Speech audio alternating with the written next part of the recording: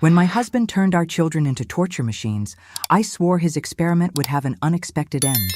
Today, as he rots in an isolation cell, I tend to the flowers in my garden, knowing that his science found its definitive conclusion.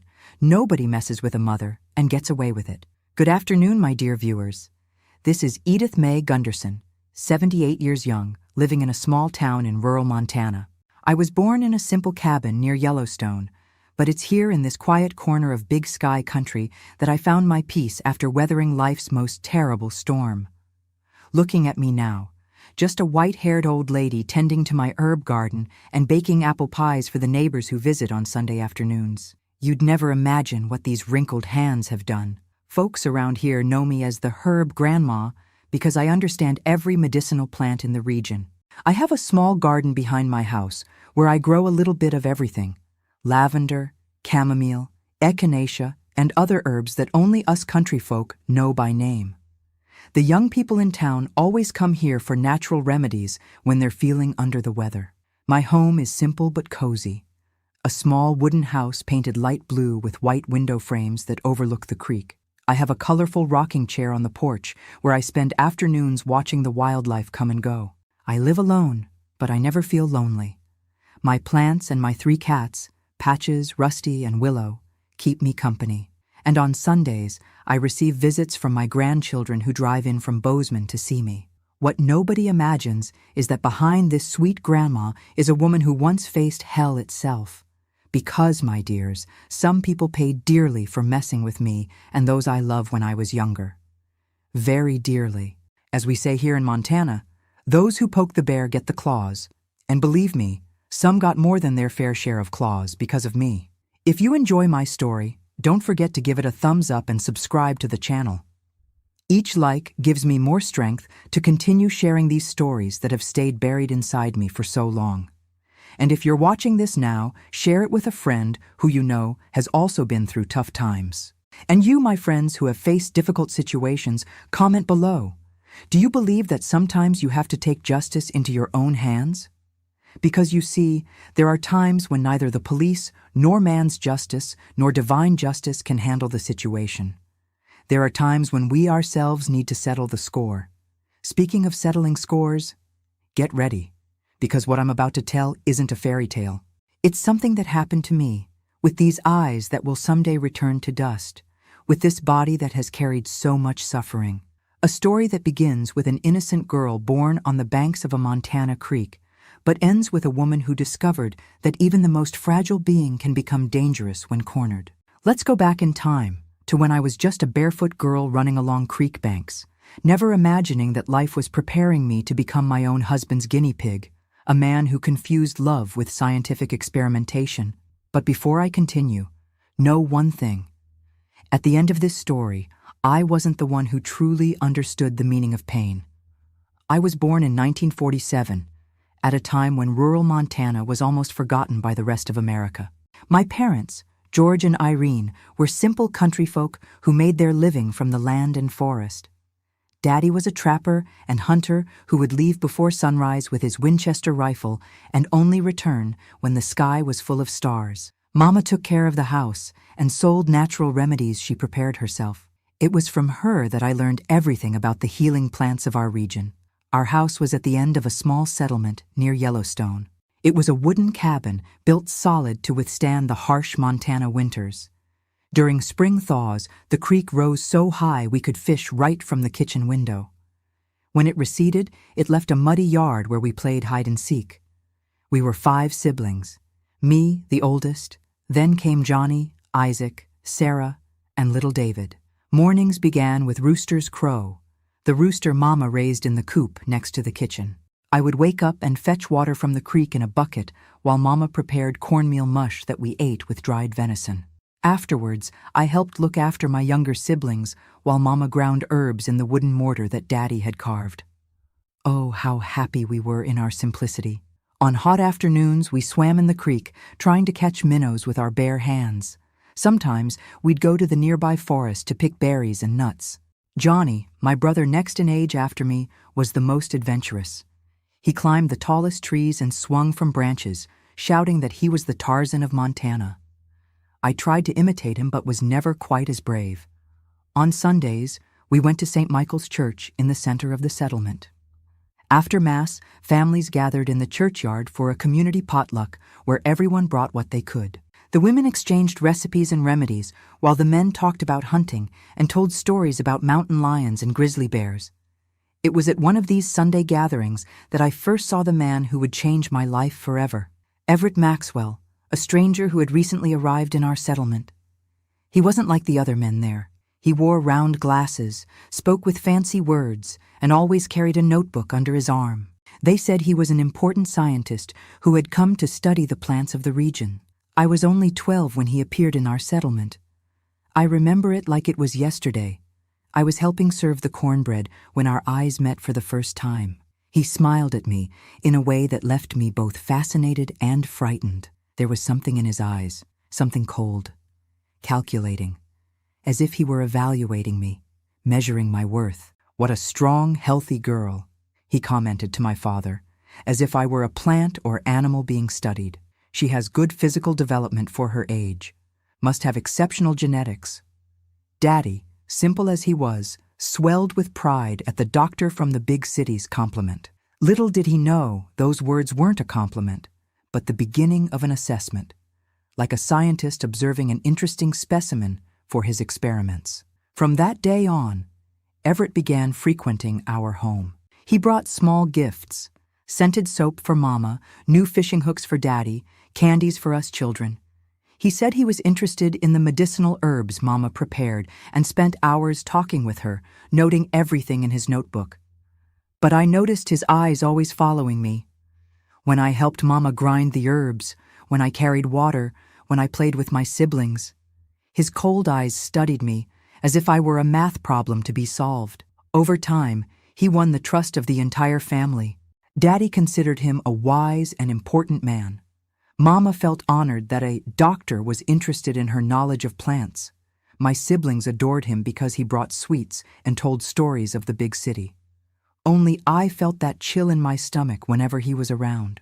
Only I sensed something wrong in the way he looked at all of us, as if we were pieces in a game only he knew the rules to. The day my childhood truly ended was on my 15th birthday. Everett showed up at our house with a special present, an invitation for me to go study in the big city, in Denver. He said he had secured a place for me at a good school, that I could become a nurse or even a doctor if I wanted. "This girl has too much potential to stay buried in this backwater," he told my parents. "Let her come with me. I promise to care for her as if she were my own daughter." My parents, dazzled by the possibility of a better life for me, accepted the proposal. Mama cried as she packed my small bundle of clothes, but was happy because she believed I would have a bright future. That night, lying in bed, I heard Mama and Daddy talking softly. "Did we do the right thing, George?" "Of course we did, woman. Dr. Everett will give our daughter a future. Who knows, maybe one day she'll come back here already educated to help our people. If only they knew. If only they could have imagined that they weren't sending me to a bright future, but to a laboratory of horrors where I would be not a student, but a guinea pig." The last day I saw my parents and siblings was also the last day of my innocence. Because the next day, when I climbed into that car with Everett, I wasn't going to a school in Denver. I was going to hell disguised as a home. The car cut through the Montana landscape as I, having just turned 15, looked one last time at the familiar creeks and mountains fading in the distance. Everett explained that we would make a stop in Salt Lake City before continuing to Denver. He talked about the school where I would study, the subjects I would learn, how different my life would be. His words were sweet, but his eyes remained cold, calculating, like a rattlesnake sizing up its prey. We never reached Denver.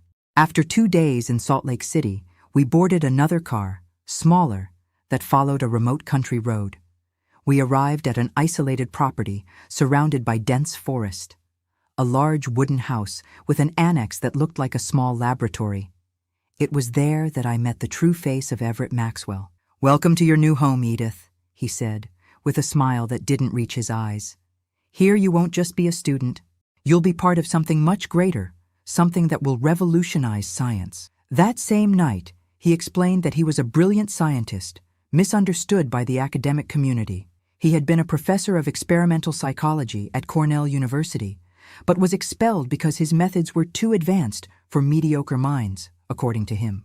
They didn't understand that to truly comprehend human behavior, we need real experiments, not just theories, he explained, nervously adjusting his round glasses. But you, Edith, will help me prove that I'm right. In the first few months, he really did teach me many things.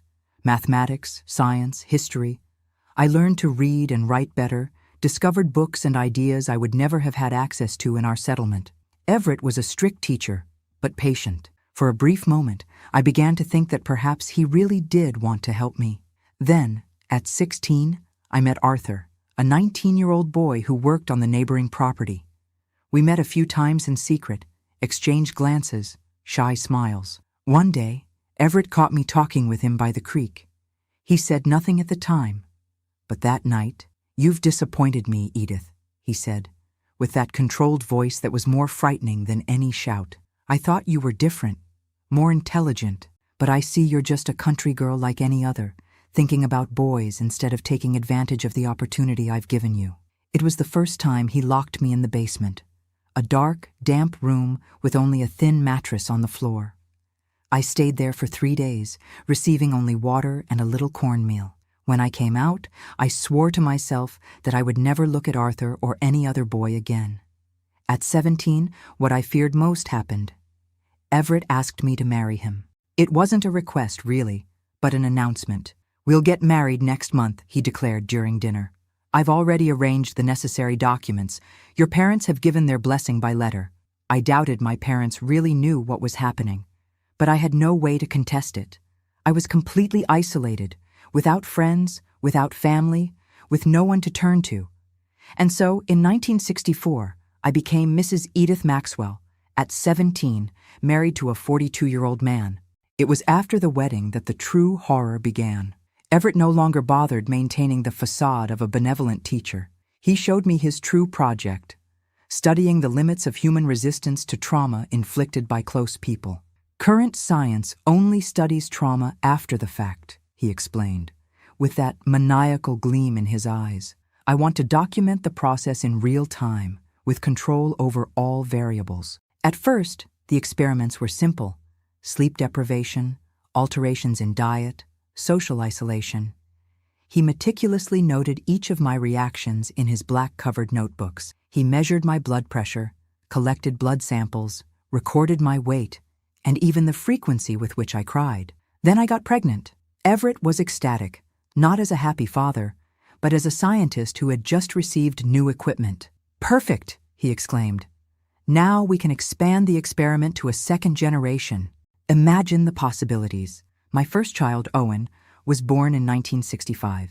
He was followed by Zelda in 1967, Jeremy in 1969, and little Catherine in 1971.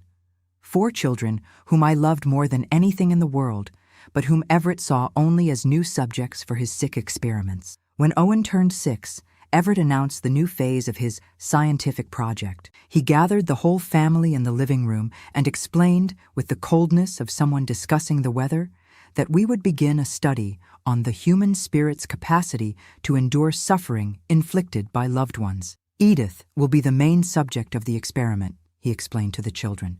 "You will be the stimulus agents. I will be the observer and document everything for posterity." The children, confused, looked to me for explanation. But what could I say? I myself barely comprehended the horror that was being announced. The next day it began. Everett had transformed one of the rooms into a kind of laboratory. There was a chair in the center, instruments on tables around it, and a corner with a desk where he sat to observe and take notes.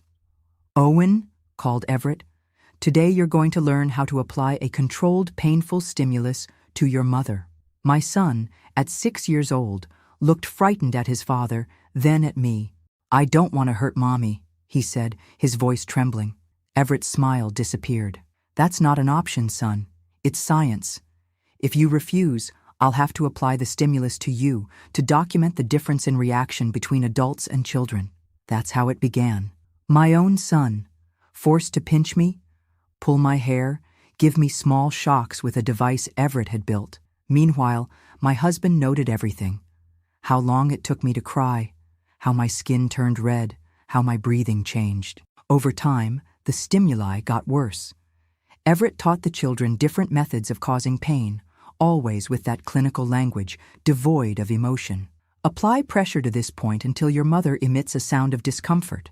Observe how the skin changes color when you press with enough force. The worst wasn't the physical pain. It was seeing my children being transformed into monsters against their own will. Seeing the terror in their eyes, the despair, the guilt. Everett constantly threatened them. If they refused to participate, they would be punished. If they didn't follow instructions correctly, they would go without food. If they showed too much empathy for me, they would be isolated in the basement. It's for the good of science, he repeated. You are privileged to participate in such an important study. One day, when I publish my results, the world will understand the value of what we did here. The sessions happened 3 times a week, always at the same time. Everett was methodical, obsessive about scientific precision. Sometimes he had all 4 children participate together. Other times, he chose just one to compare different approaches. Jeremy, my 3rd child, was the one who resisted the most. At 5 years old, he already tried to sabotage the experiments, pretending to be sick or deliberately making mistakes in his father's instructions. Everett noticed and punished him severely, often forcing him to go without eating for days. Zelda, my oldest daughter, developed a different strategy. She became cold, distant, as if switching off her humanity during the sessions. She executed her father's orders with robotic precision, showing no emotion. At night, I heard her crying hidden in her room. Catherine, being the youngest, was the most easily manipulated. Everett convinced her that this was normal, that all families did similar things. She believed she was helping me in some incomprehensible way. Owen, my firstborn, was the most complex. He alternated between periods of revolt and moments of total submission. In some sessions, he cried more than I did. In others, he seemed to almost find some perverse pleasure in the power his father granted him over me. Years passed like this, an endless cycle of clinical horror documented in dozens of black notebooks that Everett kept locked in his office. I tried to escape twice, but he always found me. On the second attempt, as punishment, he increased the intensity of the stimuli and began to include more severe deprivations, days without water, without being able to speak, without being able to move. Fascinating how the human body adapts, he commented, observing my physical and mental deterioration. Your resilience is remarkable, Edith. You're the best study subject I could have found. I was no longer a person in his eyes. I was a set of reactions, statistics, graphs in his notebooks.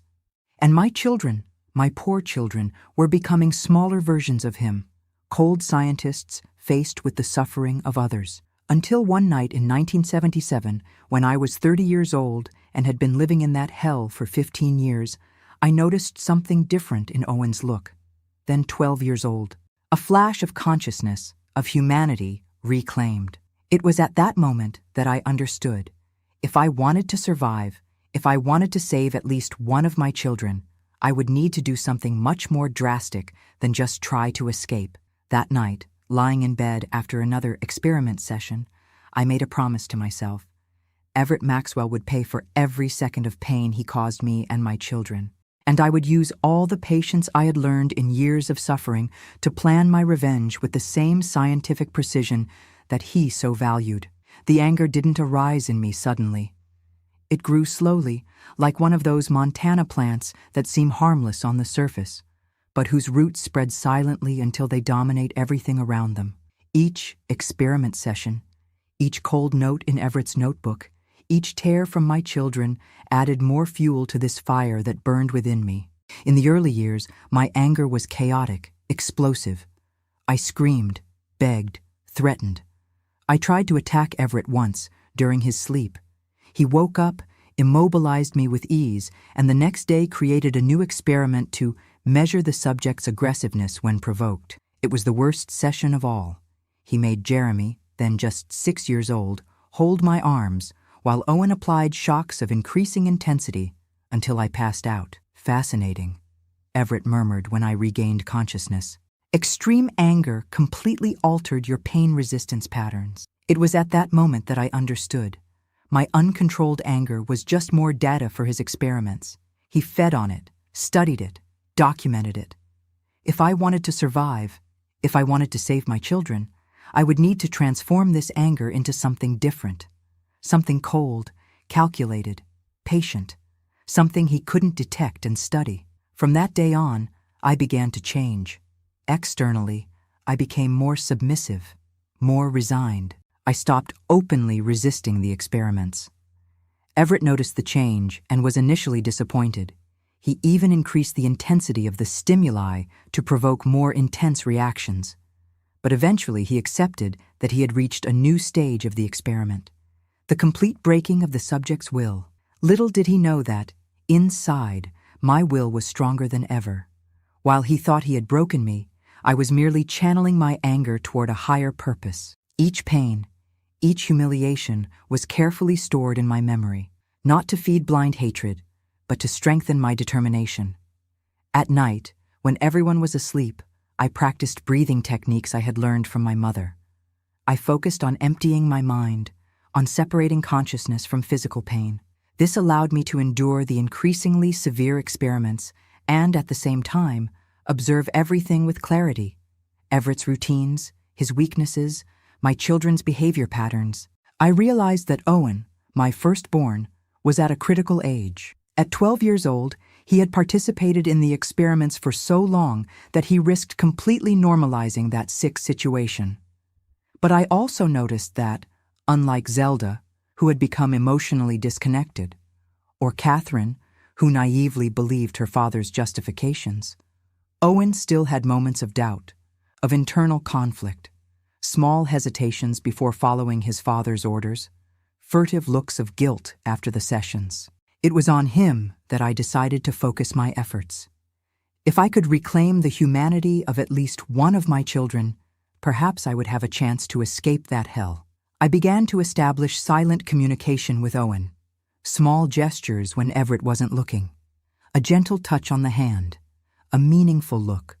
A smile of understanding when he showed reluctance to hurt me. On the rare occasions when we were alone, when Everett went out to fetch supplies from the nearest town, I whispered words of affirmation to him. "It's not your fault, son," I would say softly. "Your father is sick. What happens here isn't normal. One day, we'll get out of this place." At first, Owen backed away, frightened, as if my words were a trap. Everett had conditioned us to distrust each other, to see any display of affection as a weakness. But, over time, my persistence began to break through the barrier my son had built around his heart. While working on Owen's emotional recovery, I never stopped looking for an opportunity to escape. For years, I had collected small pieces of information, the exact location of our property, which I discovered by overhearing Everett's conversations with the few merchants who came to us. The times when he went out, the keys he kept, the paths through the forest. But escaping wouldn't be enough. I knew Everett would find us, as he had done before. And even if we managed to disappear, what guarantee did I have that he wouldn't do the same to other people? No, fleeing wasn't the final goal. It was just the first step in a larger plan. The anger inside me had transformed into something more refined, more precise. It was no longer just the desire to escape from suffering, but the determination to ensure that Everett could never do what he did to us to anyone else. And for that, I needed evidence. Irrefutable evidence of the horrors that happened in that house. The notebooks, the damned black notebooks where he methodically documented each experiment, each reaction, each drop of suffering. They were the key, both to Everett's conviction and to his obsession. He kept them locked in his office, checked them compulsively, organized them with almost religious care. In 1978, when Owen turned 13, I felt he was ready, that he had recovered enough of his humanity to help me. During one of the experiment sessions, when Everett asked him to increase the intensity of the shock he was applying to me, I saw the refusal in his eyes. He obeyed, because he had no choice. But at that moment, we established silent communication. A tacit agreement that this needed to end. That night, while Everett slept, Owen came to my room, something he hadn't done since he was very little. "Mom," he whispered, with teary eyes. "What we're doing is wrong, isn't it?" It was as if a dam had broken inside me. Years of contained emotions threatened to overflow, but I managed to maintain my composure. That wasn't the moment to fall apart. It was the moment to act. "Yes, son," I replied, holding his hands. "It's very wrong. Your father, he's not well. What he calls science is actually a sickness, and we need to stop it." In the following weeks, I began to prepare Owen. I explained to him about the world beyond that isolated property, the cities, the laws, the police who could help us. I talked about his siblings and the possibility of saving them too. And most importantly, about the notebooks we needed to obtain as evidence. The opportunity arose when Everett announced he would make a 3-day trip to Denver to buy new equipment. It was the longest window we had ever had. Owen managed to find the key to the office, which Everett kept hidden in a secret compartment of his desk. When we finally opened the office door and saw the shelves full of black notebooks, all meticulously labeled by date, I felt a mixture of horror and validation. There were more than 50 notebooks, documenting 15 years of systematic torture. We leafed through some of them and found detailed clinical descriptions of each session, accompanied by graphs, tables, and even photographs. "He's crazy," Owen murmured, his voice trembling. "Completely crazy." "Yes," I agreed, "and that's why we need to stop him." That night, sitting by candlelight in my room, we elaborated our plan. We couldn't flee with all the notebooks. There were too many, and they would draw attention. We needed to choose the most incriminating ones, those that clearly showed the nature of the experiments and the forced involvement of the children. But as we read more of those horrible records, something in me changed. The cold, calculated anger I had cultivated for years began to warm again. Each page of those notebooks reignited the fury I had worked so hard to control. There was one notebook in particular, labeled Extreme Reactions of Subject A. I was Subject A, that documented the times Everett had taken me beyond the limits of consciousness. Detailed descriptions of how my body reacted to extreme pain, how long it took for me to pass out, how long to regain consciousness.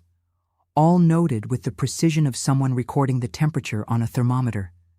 At that moment, I knew it wouldn't be enough to just escape and report Everett to the authorities. The anger I had tamed for so long returned with full force, but now it wasn't chaotic as before.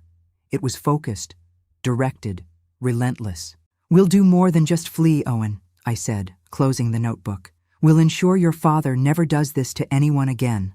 My son looked at me with a mixture of fear and understanding. He was only 13 years old, but the eyes that stared at me were those of someone much older, someone who had seen and done things no child should know. "What are you thinking, Mom?" he asked. I looked at the piles of notebooks, at Everett's meticulous notes, at the torture instruments he called scientific equipment. 15 years of pain, humiliation, lives destroyed in the name of perverted science. "I'm thinking that your father always wanted to understand the limits of human resistance," I replied, with a calmness that surprised even myself. "Maybe it's time we test his limits." The anger had transformed into something beyond hatred. It was crystalline certainty, absolute determination. Everett Maxwell would not only be stopped, he would experience firsthand the fruit of his own methods. And I, whom he considered merely a study subject, would be the scientist responsible for his final experiment. On the eve of Everett's return, as Owen and I finalized preparations for our escape, I couldn't stop thinking about the notebooks, the cold notes, the photographs of my suffering. It wasn't just my pain that moved me. It was the awareness that if we didn't stop him definitively, he would find other victims, create other laboratories. It was then that I knew, with absolute certainty, that my anger would never die until I transformed Everett Maxwell from scientist to guinea pig, until he understood, in his own skin, the true meaning of his experiments on trauma and resilience. In 1978, at 31 years old, I began to meticulously plan what would be not just our escape, but the complete destruction of Everett Maxwell. The 15 years I spent as his guinea pig taught me valuable lessons: patience, detailed observation, and mainly, how to think like him. As I read his experiment notebooks, I realized I could use his own scientific method against him. Everett was obsessive about controlling variables. He created controlled environments for his experiments, isolating each factor to measure its exact consequences. This same obsession would be his downfall. A good experiment, he used to say during his torture sessions, eliminates all unwanted variables and maintains only those we want to study. I spent weeks studying his behavior patterns, his routines, his weaknesses. Everett was a man of rigid habits.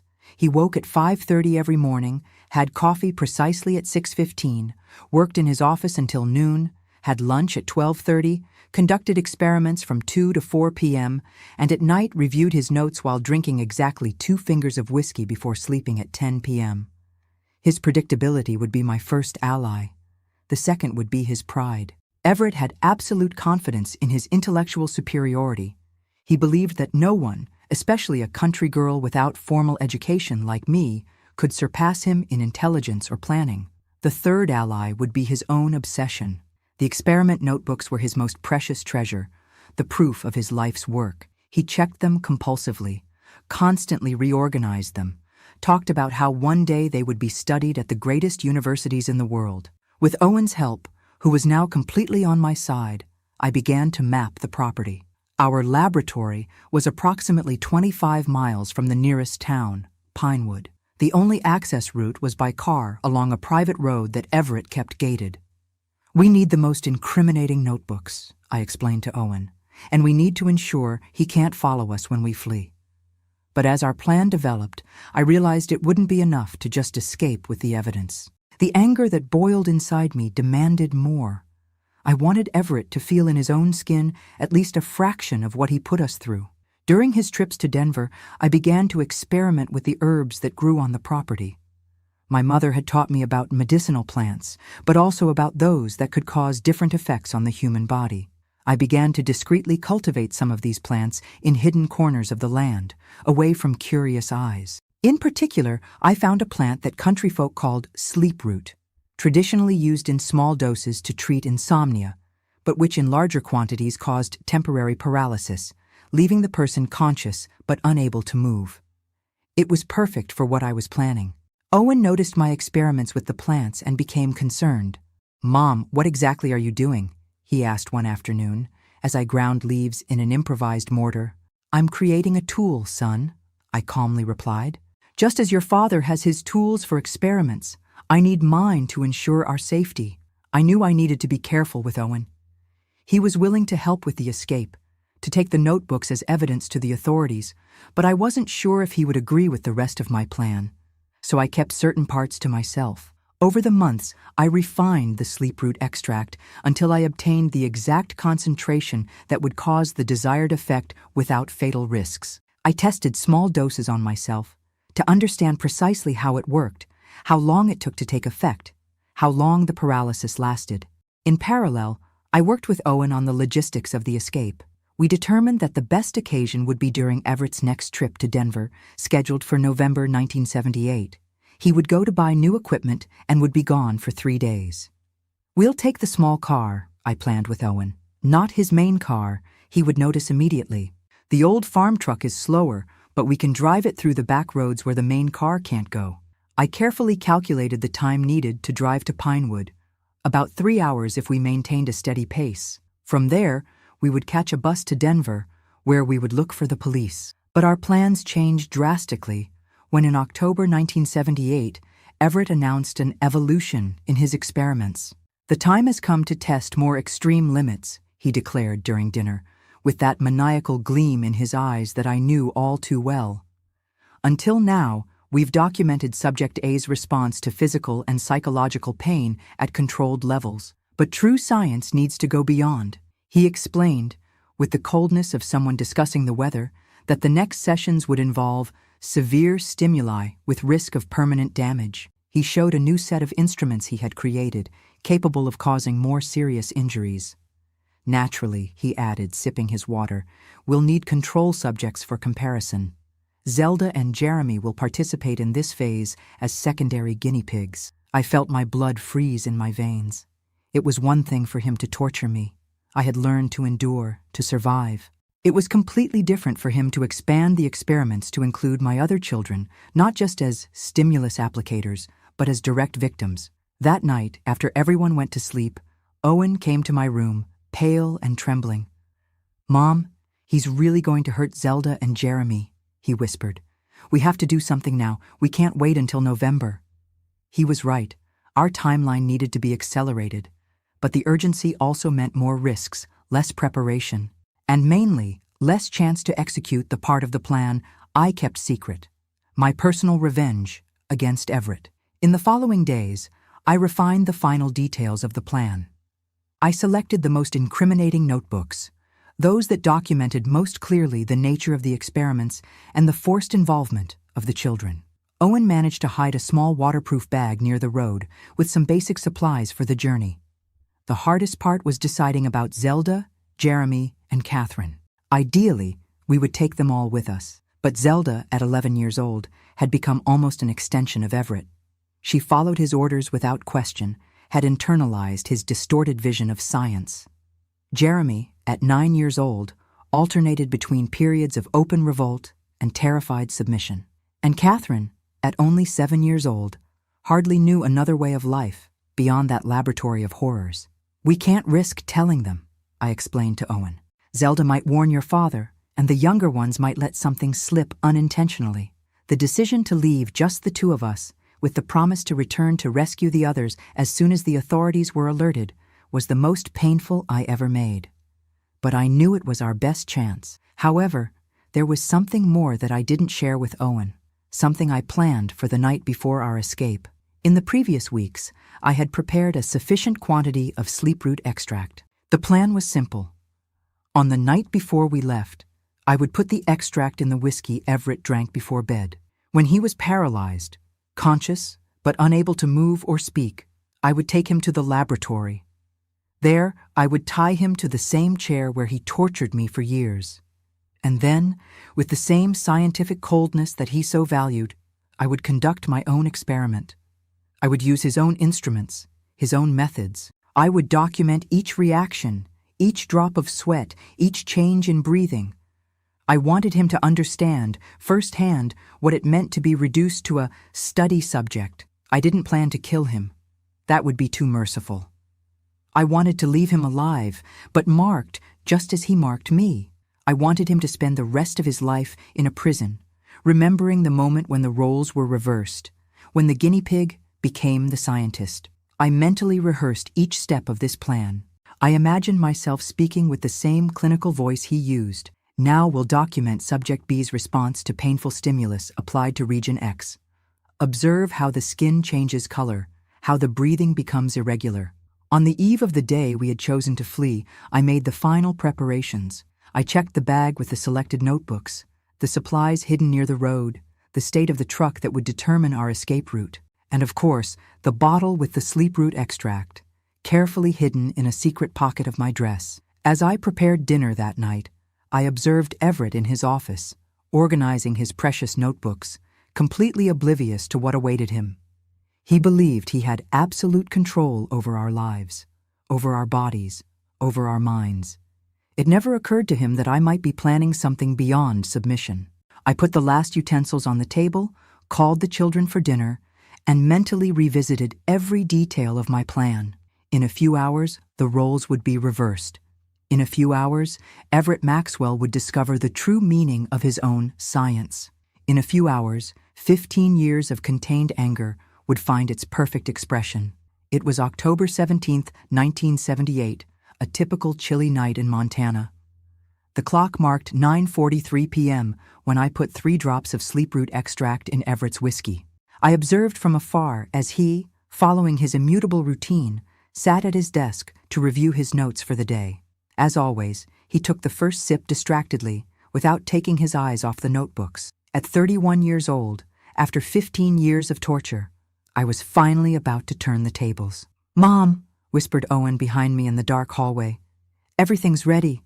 The bag with the notebooks is hidden near the road, and I checked the truck. We should leave when he falls asleep, right?" I nodded without taking my eyes off Everett. Owen didn't know about the first part of my plan. For him, we would just wait for the scientist to sleep to silently flee with the evidence. What I planned for the next few hours would remain just between me and my torturer. Go to your room now, I instructed Owen. Pretend you're sleeping. I'll come get you when it's time. As my son walked away, I continued observing Everett. Gradually, I noticed the first signs. He blinked several times, as if trying to clear his vision. His right hand, which held the pen, began to tremble slightly. He frowned, confused by the sudden lack of coordination. Then, he tried to stand up. That's when he realized something was wrong. His legs gave way, and he fell back into the chair, knocking over the glass of whiskey. His wide eyes reflected the growing understanding that he was losing control of his own body. I emerged from my hiding place and calmly entered the office. Everett saw me and tried to speak, but his tongue was already too heavy. Only inarticulate sounds came from his mouth. The sleep route is already taking effect, I explained, with the same clinical voice he used during experiments. It's fascinating, isn't it? You are completely conscious, can feel everything, hear everything, but can't move or speak. Exactly how I felt so many times, tied to that chair in your laboratory. The panic in his eyes was palpable. He tried to scream, but produced only a muffled groan. His body slipped from the chair to the floor, completely paralyzed, while his mind remained terrifyingly lucid. Don't worry, I continued, kneeling beside him. I calculated the dosage carefully. You won't die. That would be unscientific, wouldn't it? What we need is complete data about your experience. With a strength I didn't know I possessed, I dragged Everett down the hallway to the room he called the laboratory. I positioned him in the central chair, the same one where I had been tortured countless times, and tied his arms and legs with the leather straps he himself had installed. I turned on the clinical lights, adjusted the recorder he used to register his observations, and began organizing the instruments on the side table. The sleep route didn't affect the ability to feel pain, it only prevented movement and speech. His eyes followed me frantically, silently begging. You always said science requires sacrifices, I commented, selecting one of the instruments he had created specifically to cause pain without leaving permanent marks. Today, you'll finally have the opportunity to personally contribute to your research. I positioned myself in front of him, exactly as he did with me, and began speaking into the recorder. Subject B, male, 56 years old, experiment on role reversal and empathetic understanding of pain. The objective is to determine if an individual who systematically inflicted suffering on others is capable of developing empathy when subjected to the same conditions. I saw the terror grow in Everett's eyes when he recognized his own words, his own methodology, being used against him. I took the first instrument, a small device that applied gradual pressure to finger joints. It was one of his favorites for the initial sessions, as he called them, because it caused intense pain without leaving visible marks. Applying the first stimulus to subject B, I narrated for the recorder.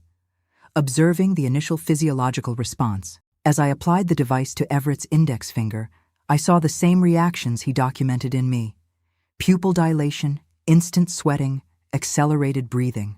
Although he couldn't scream, involuntary tears ran down his face. Fascinating, I commented, using his characteristic expression. The subject demonstrates intensified response even to low-intensity stimuli. This suggests low pain tolerance, possibly due to lack of previous experience as a stimulus recipient. For a full hour, I conducted my experiment, narrating each procedure, each reaction, each observation, exactly as he did. I used only the instruments I knew wouldn't cause permanent damage. I didn't want to mutilate or kill him. I wanted him to live, to face man's justice, to spend decades in a prison reflecting on this night. Throughout the process, I maintained constant eye contact with him. I wanted him to know exactly who was in control now. I wanted him to see in my eyes not just anger, but a cold and calculating determination, the same he demonstrated during his experiments. When I finished, I turned off the recorder and leaned close to his ear. 15 years, I whispered. 15 years you tortured me. 15 years you forced my children to participate in your experiments. 15 years you documented our suffering as if we were lab rats. I picked up one of the notebooks I had separated, the most recent, where he detailed his plans for the severe stimuli with risk of permanent damage he intended to apply to Zelda and Jeremy. This ends today, I continued. Not just for me and Owen, who are leaving, but for everyone. Your precious notebooks, your great contribution to science, will be handed over to the authorities. And this recorder, with the record of your first and last experiment as a guinea pig, will be the cherry on top. I put the recorder in the bag where I had already placed the selected notebooks. Then, I took a syringe I had prepared with a second dose of sleep root extract. This will keep you paralyzed for another 12 hours, I explained, injecting the liquid into his arm. Enough time for us to be far away from here when you regain movement. Everett's eyes begged, I don't know if for mercy or for a more complete explanation. I decided to give him what he always denied me, the unfiltered truth. You believed you were creating a scientific masterpiece, but all you did was meticulously document your own crimes, I said, putting away the empty syringe. Each note, each record, each photograph you took thinking you were proving your theories will be used to condemn you. The irony is almost scientific, don't you think? I stood up and arranged the instruments exactly as he did after each session. I cleaned them carefully, placed them in order by size on the metal tray. Everett watched me, motionless except for his eyes that followed my every movement. Oh, I almost forgot, I said, taking his notebook and a pen. I opened it to a blank page and wrote with handwriting as similar as possible to his. Final experiment, when the researcher becomes the researched. Conclusion. Pain is more revealing when experienced than when observed. I placed the open notebook on his chest. A small souvenir for when you wake up, something to reflect on during the next years in prison. I left the laboratory and went straight to Owen's room. He was sitting on the edge of the bed, fully dressed, with wide eyes of anxiety. It's time, I whispered. Take only the essentials. We have a long way ahead. And Dad? He asked, his voice trembling. He drank more than usual today, I lied. He's in a deep sleep. He won't wake up until tomorrow. Owen nodded, relieved. He was just a 13-year-old child who, despite everything he had been through, still couldn't conceive the idea of completely abandoning his father. I would spare him that burden.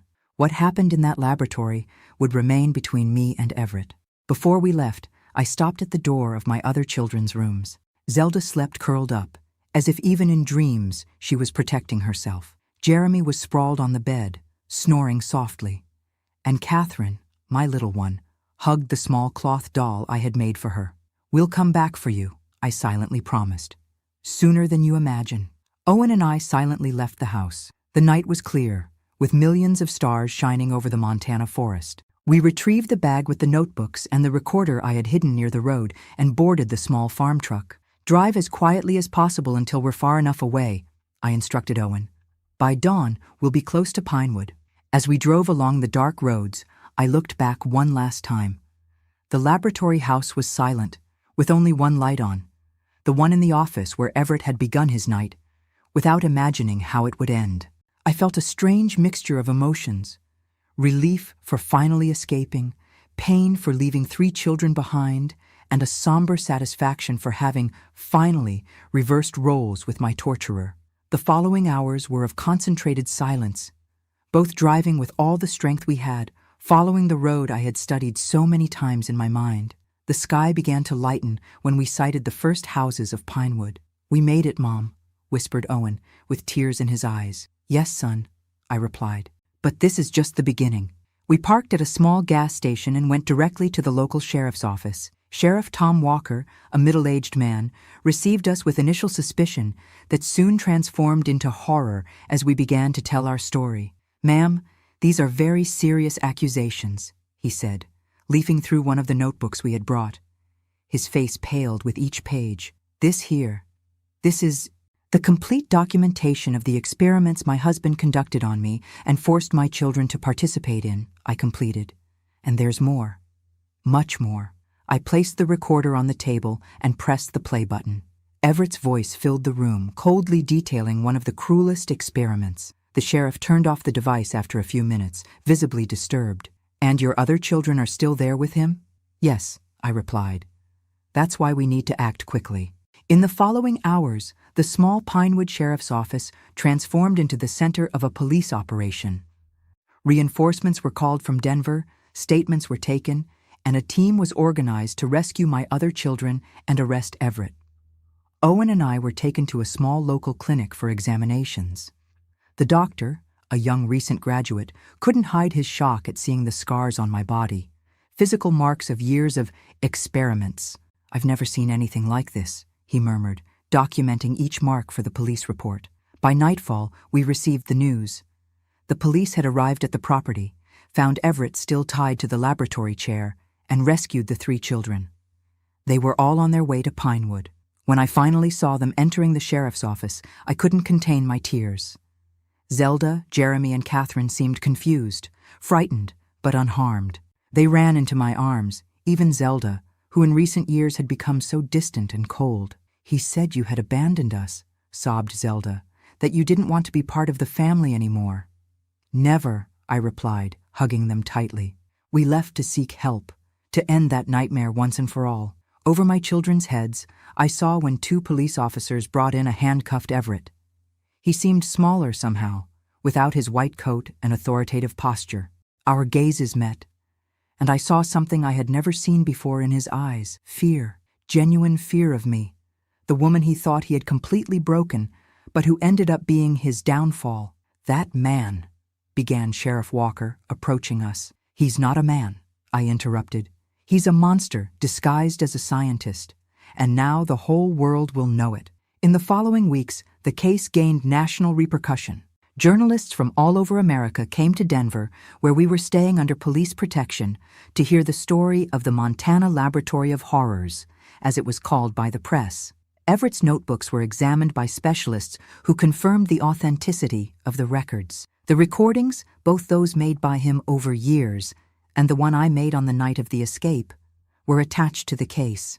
The medical reports documenting the marks on my body and the psychological trauma in all of us completed the macabre puzzle. Everett was indicted for torture, false imprisonment, mistreatment, psychological abuse, and a list of other crimes. He initially denied everything, claiming it was legitimate scientific research with the participants' consent. But the notebooks, written in his own handwriting, told a different story. The trial took place in Denver 6 months after our escape. I was there, sitting in the front row, when the sentence was read: 30 years in prison without possibility of parole. I didn't smile, didn't celebrate. I just observed as he was taken out of the courtroom, now officially recognized as the monster he always was. That night, staying with my children in a small inn in Denver, I looked out the window at the Rocky Mountains and felt, for the first time in 15 years, that I could breathe freely. Justice had been done, not just by the law of men, but also by my own hands, on that night in the laboratory when I reversed roles with my torturer. Everett Maxwell, the man who believed he could reduce human beings to mere data in his notebooks, was now just a number in the prison system.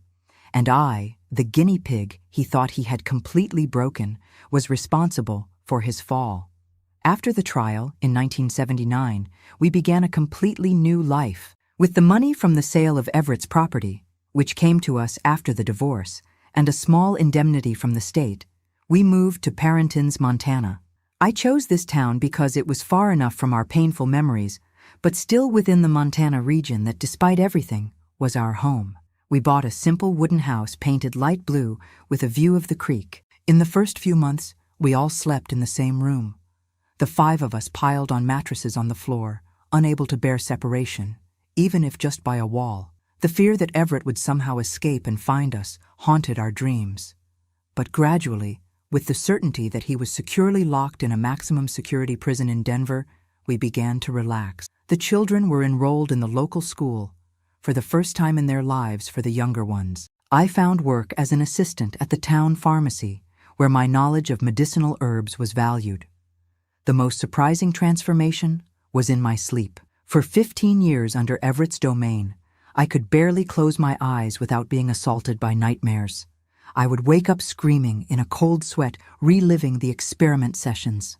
But after that night in October 1978, when I finally delivered justice with my own hands, The nightmares gradually diminished until they disappeared completely. "You're sleeping better, Mom," observed Owen, about a year after our move. He himself still had occasional nightmares, but was improving. "Yes, son," I replied, "because now I know he's experiencing the same fear he made us feel. Justice brings peace." Our new life in Pinewood was simple, but dignified. I planted a small garden behind the house where I cultivated the medicinal herbs I had learned from my mother. People from town began to seek me out for small health problems. An infusion for stomach pain, a tea for insomnia, a poultice for wounds. "The herb lady," they called me with respect. No one there knew about our past. For them, we were just a family from elsewhere looking to start over. And that was exactly what we needed. Anonymity, normality, a space to heal our wounds without the weight of the notoriety the case had brought. Years passed. The children grew up. Owen, who had been my accomplice in the escape, graduated as a teacher and began teaching at the local school. Zelda, who for so long was the most affected by her father's manipulation, found peace working as a nurse. Jeremy became a forest ranger, spending long days in the wilderness. Perhaps nature helped wash away the memories. And Catherine, my little one, followed in my footsteps, learning about medicinal plants and eventually opening her own natural products store. In 1985, I received a letter from the lawyer who had handled our case. Everett had died in prison, not violently, but from a degenerative disease that gradually paralyzed him. I found myself wondering if, in his final days, immobile in an infirmary bed, he remembered that night when he experienced the same impotence he had imposed on me for so many years. I felt no joy at the news of his death, but no grief either. Just a sense of closure, like closing the last page of a dark book. I didn't immediately tell the children. Each of them dealt with the memory of their father in their own way, and I didn't want to reopen healed wounds. It was Owen who finally asked, about 2 months later, "Mom, do you think we'll ever receive news of him?" We were sitting on the porch, watching the sunset over the creek. I looked at my son, now a 20-year-old man, and decided he deserved to know the truth. "We already have, son. He died 2 months ago." Owen was silent for a long time, his eyes fixed on the horizon. Then finally he spoke. "You know, Mom, sometimes I wonder what really happened that night, when we escaped." I felt my heart race. "What do you mean?" "You said he was drunk, sleeping, but when the police found him, he was tied to the laboratory chair. How did he get there?" We had never talked about this. In the confusion of subsequent events, the rescue of the other children, the trial, the move to Pinewood, this question had never been directly asked. I looked into my son's eyes and saw that he knew, or at least suspected, that there was more to the story than I had told. He was too intelligent not to have noticed the inconsistencies. "There are things a mother does to protect her children," I finally replied. "Things that are better not spoken aloud." Owen nodded slowly. He deserved it, whatever happened. Yes, I agreed. He deserved every second. That night, lying in my comfortable bed in the blue house in Pinewood, I reflected on the journey that had brought me there. From the innocent girl from Yellowstone to the guinea pig in a laboratory of horrors, and finally, to the woman who took her destiny into her own hands. I didn't regret anything I had done that October night. Justice, sometimes, needs to come from the hands of those who were wronged. Over the years, I built a new identity. Miss Edith, the healer of Pinewood, respected for her knowledge of forest plants. My hair turned gray, lines formed around my eyes, but inside, there was a strength no one could take from me. The strength of someone who faced the worst kind of monster and emerged victorious. My children formed their own families. Grandchildren arrived, bringing the joy I thought I would never experience again. At family gatherings, when we were all gathered around the table, I looked at those smiling faces and thought about how much we had overcome. None of them knew exactly what happened that night when I reversed roles with Everett. It was a secret I would take to my grave. As I aged, people saw me only as a sweet and gentle grandmother, an expert in teas and natural remedies. No one would suspect that these same hands that now prepared healing infusions had once delivered an unforgettable lesson to a torturer. That this calm and comforting voice had once coldly narrated a revenge experiment. In 1998, at 51 years old, I received an unexpected letter. It was from the warden of the prison where Everett had served his sentence until death. During a reorganization of the archives, they found a letter he had written shortly before dying, addressed to me. For days, the letter sat on my table, untouched. I didn't know if I wanted to read his last words. What could he say that would change anything? That would justify years of torture? That would erase the horror he imposed on me and our children? Finally, on a quiet night, I opened the yellowed envelope. "Edith," the letter began, with the trembling handwriting of someone already affected by disease. "When you read this, I will already be dead. The disease consuming me is relentless. A progressive paralysis that started in my legs and now reaches my lungs. The doctors say it's coincidence, but I know it's poetic justice." The letter continued, not with requests for forgiveness or justifications, but with a surprising confession. That night in the laboratory was my first moment of true clarity. For the first time, I understood what I had done to you, to the children, to us. I felt what you felt. I saw in your eyes what you must have seen in mine for so many years. It was illuminating. He went on, describing how the years in prison and the disease slowly consuming him had given him time to reflect, how he finally understood the monstrosity of his actions. "I don't ask for your forgiveness. It would be a final insult after everything I did. I just want you to know that you achieved what you wanted that night.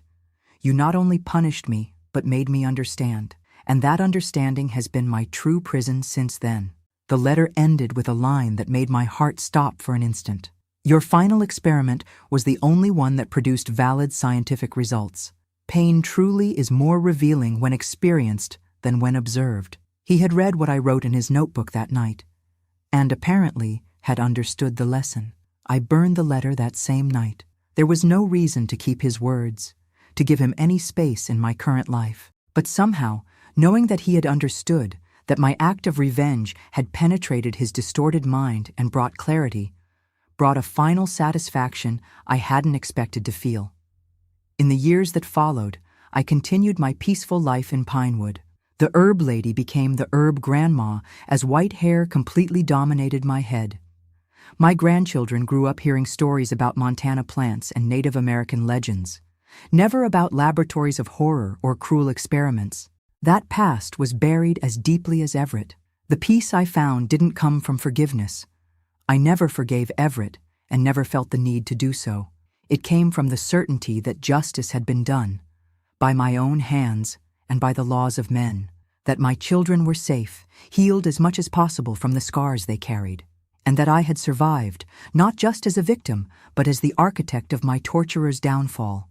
When people asked me how I managed to be so serene, so at peace with myself, despite advanced age and life's difficulties, I would just smile and say, "I learned long ago that we reap what we sow, and when we plant justice, we harvest peace." What they didn't know was that justice sometimes needs to be planted with one's own hands, and that the peace I enjoyed came not just from having escaped hell, but from having ensured that the demon who created that hell experienced, if only for one night, the fire he ignited.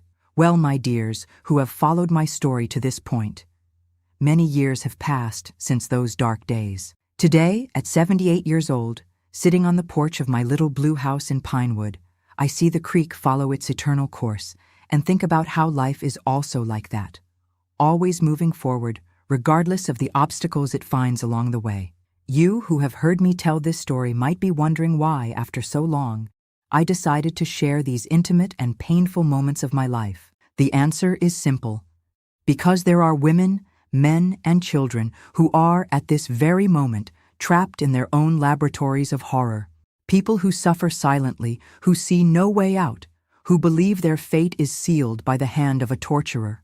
To these people, I want to say, the cage door isn't always as locked as it seems.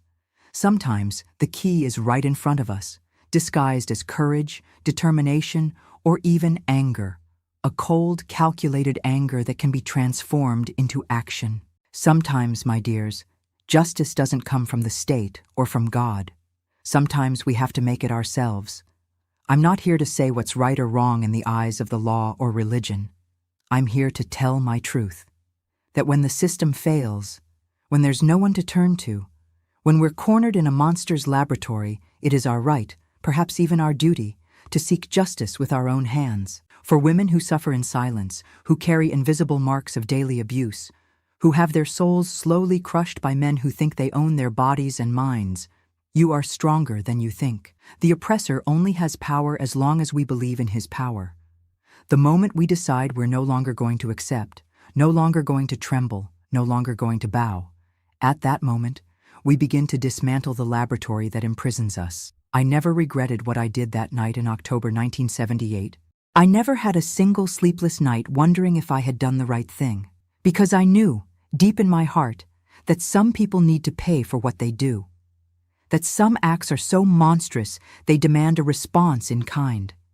That some predators only understand when they experience the same fear they impose on others. Everett Maxwell died knowing exactly what he had done. He died with the clear understanding that the guinea pig he thought he had broken was the architect of his ruin. He died paralyzed by a disease that mimicked the effect of the sleep route I used on him, unable to move, but fully conscious. Justice takes many forms, my dears, and sometimes it comes disguised as coincidence. Today, I look at my children, grandchildren, and even great-grandchildren, and I see it was worth it.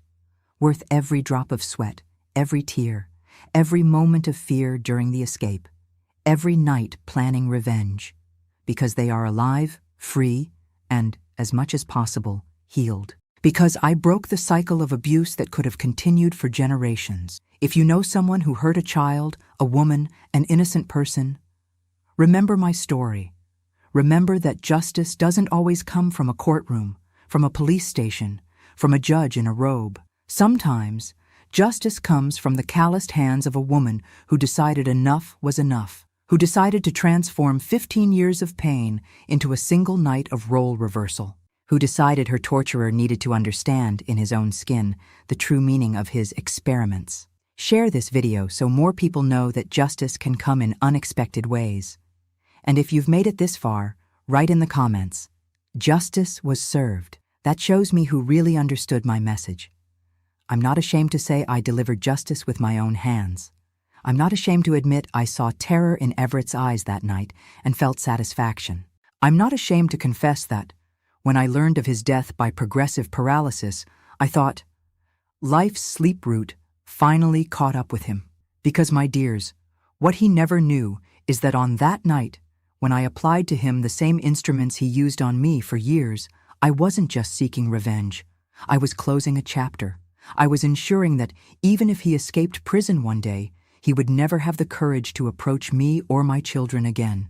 The fear I planted in him that night, the fear of me, the guinea pig who became scientist, was so deep that he carried it to his grave. And me? I sleep like an angel every night since then, because I know I did what had to be done, because I know my children are safe, because I know Everett Maxwell, wherever he is, still remembers the night when the guinea pig turned the tables. Justice, my dears, sometimes has the face of an ordinary woman, with hands calloused from working hard, with eyes that have seen hell, and with the determination of someone who has nothing more to lose. Justice sometimes is ourselves, and if that makes me a criminal in the eyes of some, so be it. I'd rather be a living criminal with healthy children and a clear conscience than a perfect victim dead in a laboratory of horrors in Montana. Life taught me that liberating justice rarely comes without a price. I paid mine. Everett paid his. And here I am, decades later, sharing my story so other people find the courage to break their own chains, whatever way necessary. In the end, everyone knows the pain they carry. Everyone knows the limit of what they can endure. And everyone needs to decide for themselves when the time has come to say, enough. Today, justice will be done by my hands. Thank you for listening, my dears. May my words find those who need them. Don't forget to subscribe to Grandparents' Tales and like this video if it moved you. Comment below where you're watching from. I love connecting with all of you who have become part of our growing community. And may justice, in one form or another, reach all those who cause suffering to the innocent.